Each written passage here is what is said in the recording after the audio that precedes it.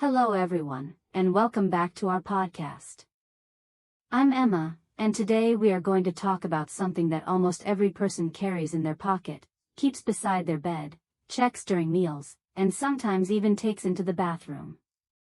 Yes, we are talking about smartphones. Phones help us communicate, learn, work, shop, travel, and entertain ourselves, but an important question remains: are we controlling our phones?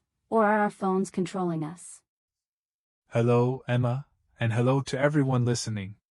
I think this topic is extremely important because most people believe they are using their phones by choice. But when they look honestly at their daily routine, they may realize that the phone is making many decisions for them. A notification tells them when to look at the screen, an application tells them what to watch next, and social media decides what kind of information, opinions, and advertisements they see throughout the day. That is true. Let me ask you a simple question, Daniel. What is the first thing you usually do after waking up in the morning? Do you drink water, open the curtains, stretch your body, or check your phone? I would like to say that I start my day peacefully, but honestly, I often check my phone before I even get out of bed. I look at the time, then I see a message, then I notice an email, and after that I open social media for what I think will be only 1 minute. However, that 1 minute can quickly become 15 or 20 minutes. Before I realize it, I have already filled my mind with news, opinions, short videos, and other people's lives. I think many listeners will relate to that. The problem is not only the amount of time we spend on our phones. The bigger problem is that our phones can control our attention. Attention is one of the most valuable things we have because whatever receives our attention also influences our emotions, our thoughts, and our decisions. Exactly. Many applications are designed to keep us engaged for as long as possible. They use notifications, bright icons, endless scrolling, recommended videos, and personalized content. When one video ends, another begins automatically. When we finish reading one post, there is always another post waiting below it. There is no natural ending, so our brain never receives a clear signal to stop. That endless scrolling can be dangerous because we may begin using the phone without any real purpose. For example, someone may open their phone to reply to an important message, but 30 minutes later, they are watching a video about a celebrity they do not even care about. They may completely forget why they opened the phone in the first place. That has happened to me many times. I pick up my phone to check the weather or add something to my calendar, but then I see a notification and become distracted. A few minutes later, I put the phone down and realize I never checked the weather or updated the calendar. This shows that the phone is not just a tool anymore. It has become an environment filled with distractions competing for our attention. Phones also affect the way we communicate with people around us. Imagine two friends sitting together in a cafe. They have not seen each other for several weeks, but instead of having a meaningful conversation, both of them keep looking at their screens. They may even take pictures of the food, post them online, and reply to comments while ignoring the real person sitting in front of them. Yes, and that creates a strange situation. We may be digitally connected to hundreds or even thousands of people, but emotionally disconnected from the person beside us. Sometimes we are physically present, but mentally absent. Our body is in the room, but our attention is somewhere else.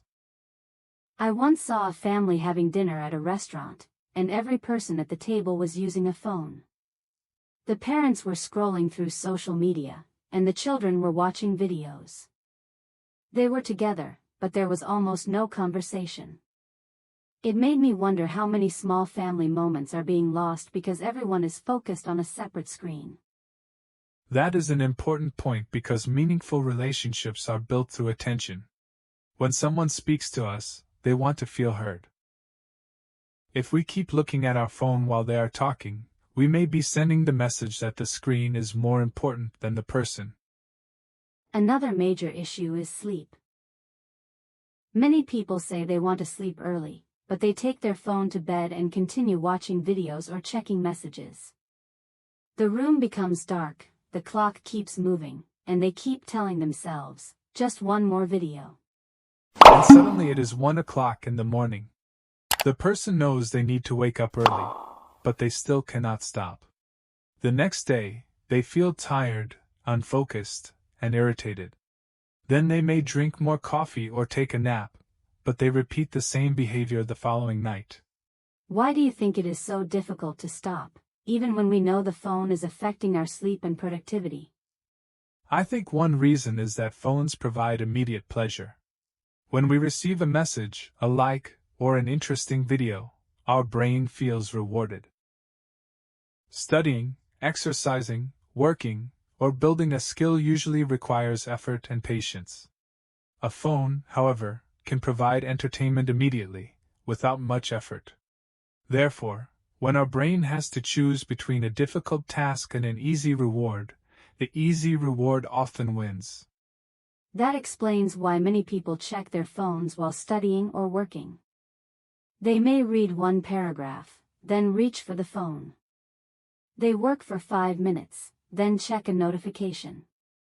This constant switching makes it difficult to concentrate deeply. Yes, and even a short interruption can break our focus.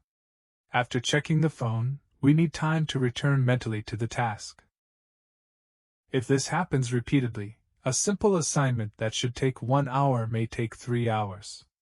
At the end of the day, we feel busy and exhausted, but we may not have completed anything important.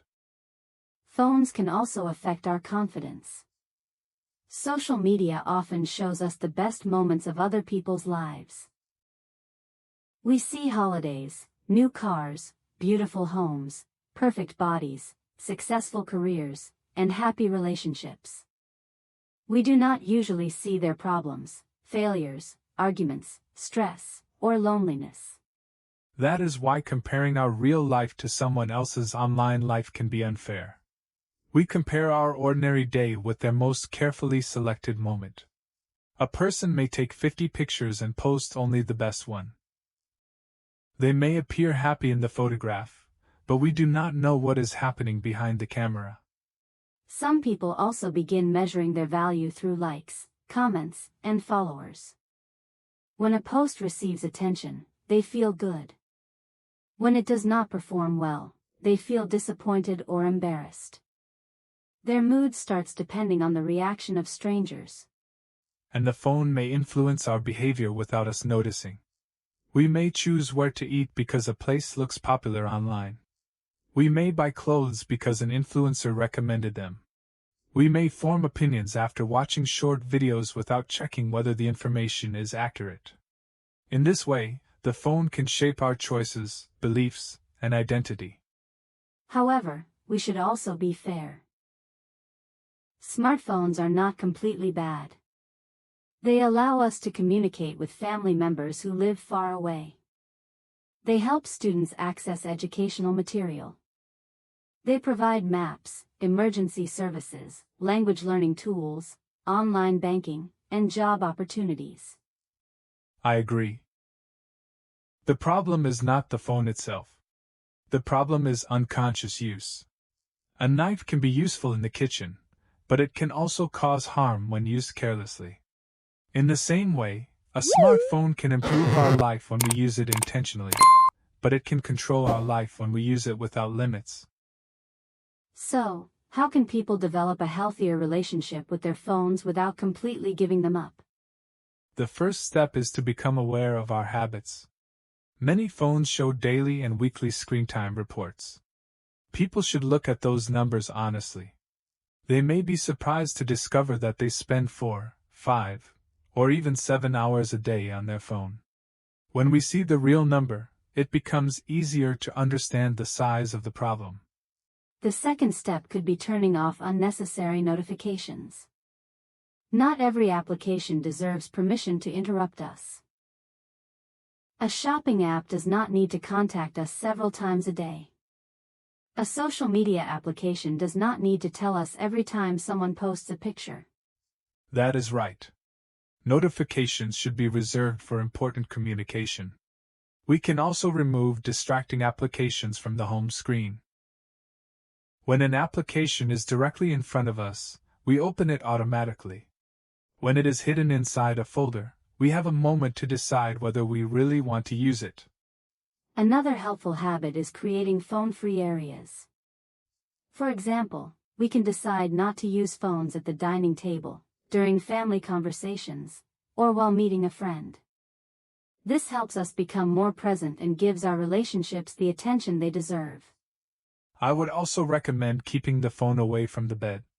People can use a simple alarm clock instead of using their phone as an alarm. When the phone is not beside us, we are less likely to scroll late at night or check notifications immediately after waking up. Some people may say, "But I need my phone for work." That may be true, but using a phone for work is different from opening it every few minutes without a reason. We should ask ourselves a simple question before unlocking the screen: why am I opening my phone right now? That question creates a small pause between the desire and the action. Sometimes we may realize that we are not checking anything important. We are simply bored, uncomfortable, or trying to avoid a difficult task. Boredom is interesting because phones have almost removed boredom from our lives.